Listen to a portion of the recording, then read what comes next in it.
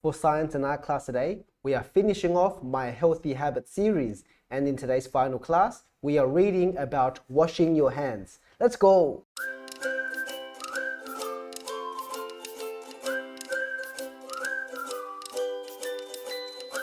How do we color pictures? How do we eat pizza? How do we greet people? We use our hands. Our hands also spread germs. Most germs are too tiny to see, yet some make people sick like him. There are many ways germs get on our hands. Sometimes germs travel when people cough or sneeze. How do you make sure you keep your hands clean? Let me know down below. Germs are found in bathrooms. Handling raw food spreads them. Touching garbage does too. Even petting animals spreads germs. Hand washing, like them, stops the spread of germs. It is a good hygiene habit. Always try to follow a few hand washing rules.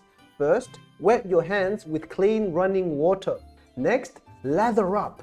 Get soap between your fingers and under your nails. Do this for at least 20 seconds. Time yourself by humming the happy birthday song twice. Afterward, rinse your hands in clean water.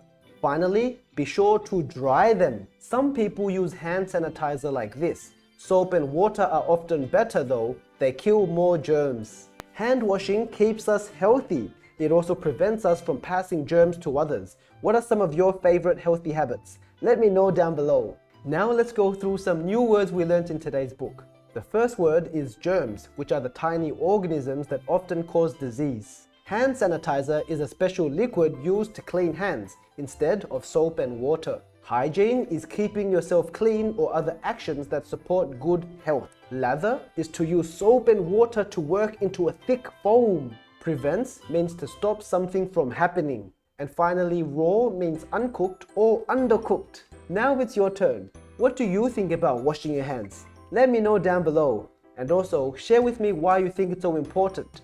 Take some time to think about it, and when you're ready, I'll see you in the next lesson for some more learning fun. That's all for now. I'll see you next time. Bye bye.